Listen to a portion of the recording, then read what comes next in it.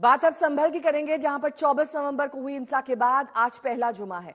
हालात की संवेदनशीलता को देखते हुए संभल में पुलिस और प्रशासन सतर्क है।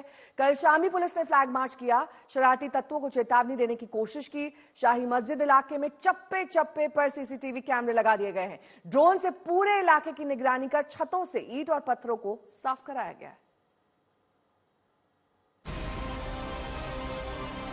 पुलिस का फ्लैग मार्च, ड्रोन से निगरानी, शाही मस्जिद इलाके में चप्पे चप्पे पर सीसीटीवी,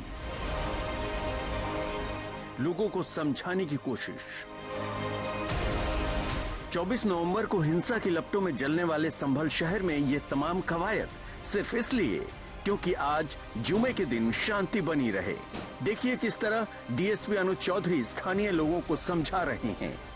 इसी तरह से पहले एनआरसी में हुआ था, बहुत लोगों को नुकसान हुआ, कितनी परेशानी होती है। तो भीड़ का कोई रूप नहीं होता, और ये भीड़ में कुछ लोग ऐसे होते हैं, अब जो एक भी पत्थर मारे वो तो भाग जाएगा, पता नहीं कहाँ। और जो तुम जो खड़े हो यहाँ बड़े, ये जो मैंने वीडियो बनाई है, तो इनमें से ही सब रहेगा। समझ में आई बात? यह बिल्कुल कटु सत्य बता, तो इसलिए अपना यार ठीक है, हर चीज आपकी आस्था की मैं कदर करता हूँ, ठीक है, ऐसा नहीं है, पर हम अपना लेवल है। लोगों में अमन शांति का भरोसा बना रहे और शरारती तत्व माहौल खराब करने से बाज आएं, इसके लिए कल देर शाम पुलिस ने इलाके में फ्लैग मार्च किया। इस वक्त हम मौजूद हैं शाही जामा मस्जिद के बैक साइड की रोड पर। ये रोड हाईवे से जोड़ती है और आप देखिए किस तरीके के से जुमे की नमाज के पहले इस पूरे मुरादाबाद जोन के जो आला अधिकारी हैं, डीआईजी, डीएम, एसएसपी आप देख सकते हैं, इसके अलावा तमाम पुलिस अधिकारी, एडमिनिस्ट्रेटिव अधिकारी इसमें यहां पर शामिल हैं और ये जायजा लिया जा रहा है। सर्विलांस को और मजबूत करने और 24 नवंबर जैसे हालात पैदा होने पर गुनहगारों तक तुरंत पहुंचने के लिए शाही मस्जिद इलाके में चप्पे चप्पे पर सीसीटीवी कैमरे लगाए गए हैं।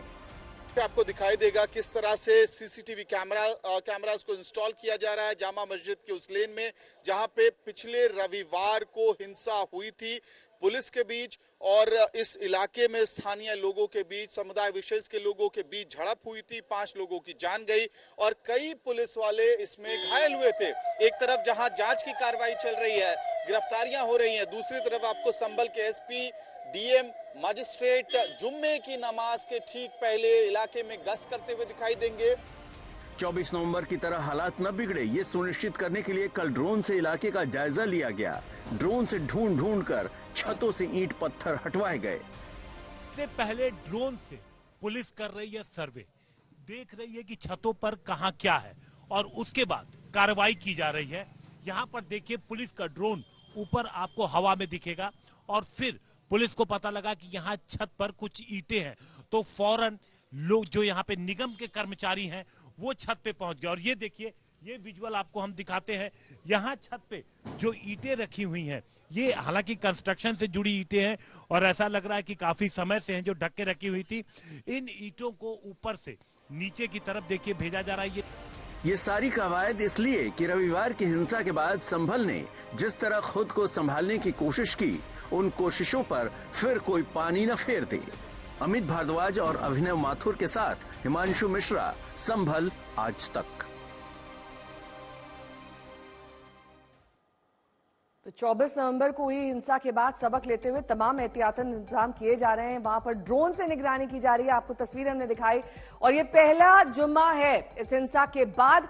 जुमे की नमाज आज अता की जाएगी और शांति व्यवस्था बनाए रखने के लिए पुलिस प्रशासन इस वक्त अलर्ट मोड पर है। वहां पर गश्त की जा रही है, फ्लैग मार्च हो रही है, शांति बैठक हो रही है, ड्रोन से निगरानी हो रही है।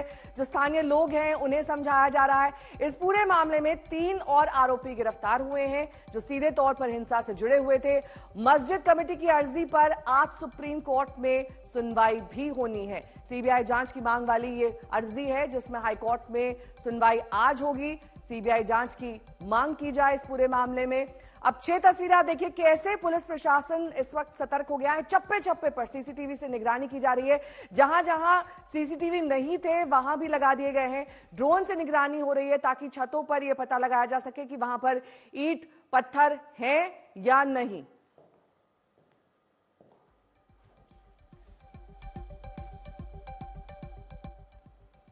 और इस बीच बड़ी खबर आपको बता दें, संभल हिंसा की जांच के लिए न्यायिक आयोग गठित किया गया है। इलाहाबाद हाईकोर्ट के रिटायर्ड जस्टिस डीके अरोड़ा की अध्यक्षता में 3 सदस्यीय न्यायिक आयोग का यह गठन हुआ है। आयोग में रिटायर्ड जस्टिस डीके अरोड़ा के साथ रिटायर्ड आईएएस अमित मोहन प्रसाद और पूर्व डीजीपी एके जैन शामिल किए गए हैं। संभल में हिंसा सुनियोजित साजिश थी या अचानक हुई घटना, आयोग इसकी जांच करेगा। संभल हिंसा के पीछे लोगों की भूमिका की भी जांच आयोग ही करेगा और 2 महीने के अंदर न्यायिक आयोग को अपनी रिपोर्ट सौंपनी होगी। संभल से मेरे सहयोगी हिमांशु मिश्रा इस वक्त तमाम जानकारी के साथ जुड़ गए हैं। संभल में हमने हालात देखे कि कैसे वहां पर फ्लैग मार्च किया गया है हिमांशु, लेकिन आज जब जुम्मे की नमाज अता की जा रही होगी उस समय वहां मस्जिद के इर्द गिर्द क्या कुछ प्रशासन और व्यवस्था रहेगी, वो बताइए।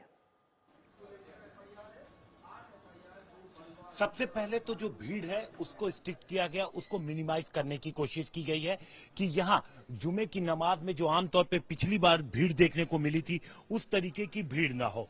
पुलिस ने पीस कमेटी की बैठक की जिसमें शहर के तमाम मस्जिदों के इमाम शामिल हुए और उनसे कहलवाया गया। उन्होंने खुद ये कहा बाहर निकल के कि किस तरीके से लोग अपने ही मस्जिद, जो घर के पास की मस्जिद है, वहां ही जाकर के नमाज पढ़ें, न कि वो यहां पर आए। और आसपास के मस्जिदों में जब लोग नमाज पढ़ेंगे तो जाहिर तौर पर जामा मस्जिद में उतनी भीड़ नहीं होगी। अब जामा मस्जिद पे अगर आप आते हैं तो एक तो आपको 3 लेयर की सुरक्षा से गुजरना होगा।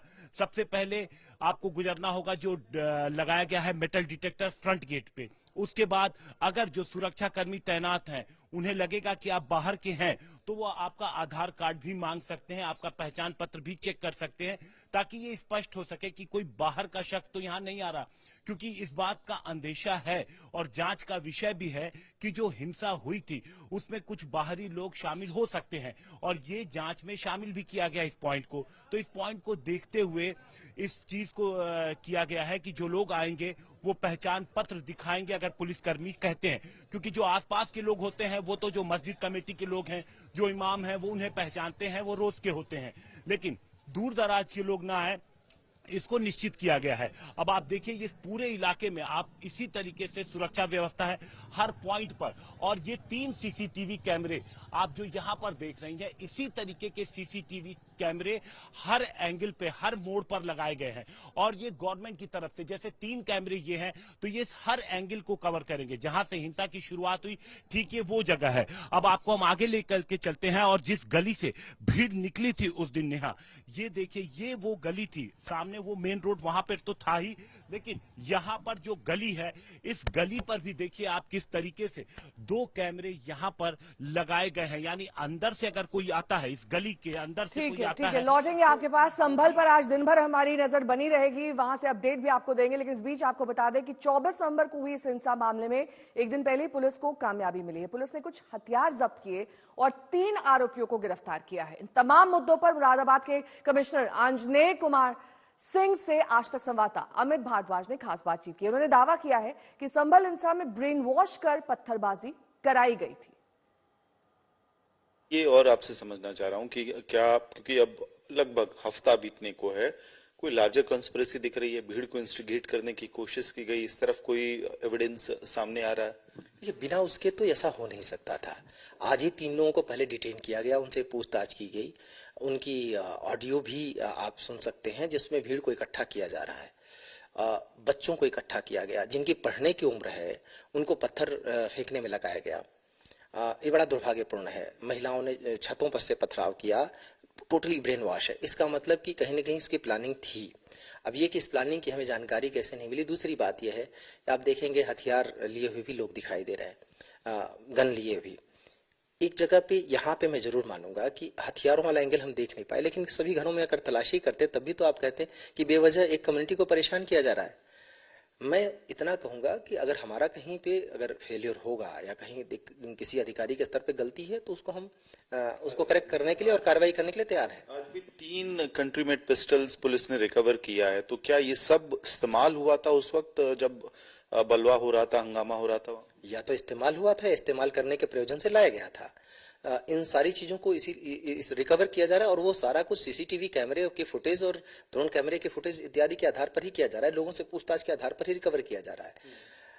निश्चित रूप से इसमें एक प्लान्ड वे में एक साजिश रची गई। आप देखिए ना, उसी समय सोशल मीडिया पे सारी चीजें इस तरीके से नैरेटिव गढ़े जाने लगे घटना होने के उपरांत ही कि देखो ऐसे हो गया, ये अचानक से नहीं हो सकता। एंटिटीज हैं इसमें आपको लग रहा है, या फिर कोई बाहर से? कई बार हमने देखा इस तरह के बवाल के पीछे कई बार इंटरनेट के थ्रू बहुत ज्यादा फॉरेन लैंड से इंस्टिगेट किया जा रहा है, तो किया जाता है, तो ऐसा कुछ एंगल देखने को मिल रहा है। इसको रूल आउट नहीं कर सकते कि पॉलिटिकल भी उद्देश्य रहा हो।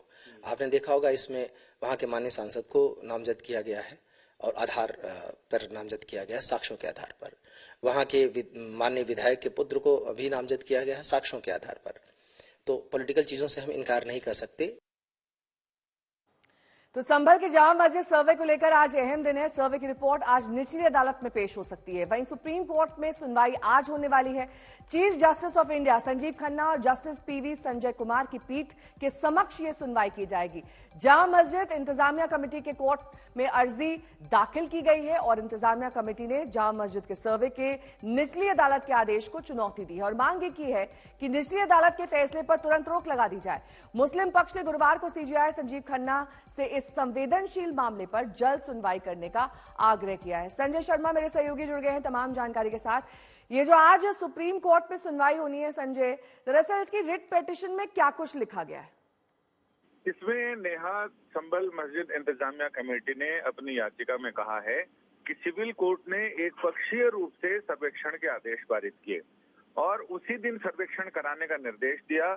ये बहुत जल्दबाजी थी क्योंकि ना तो हमें नोटिस जारी किया गया और ना ही हम प्रभावित पक्षों से कोई जवाब मांगा गया, ना मस्जिद समिति से और ना ही राज्य सरकार, दोनों से ही जवाब नहीं मांगा गया। ये हड़बड़ी में किया गया फैसला था और जिस तरह मामले के सर्वेक्षण का आदेश दिया गया और कुछ अन्य मामलों में आदेश दिए गए हैं, उससे देश भर में हाल ही में पूजा स्थलों के संबंध में जो मामले दायर किए गए हैं उन मामलों पर तत्काल प्रभाव पड़ेगा।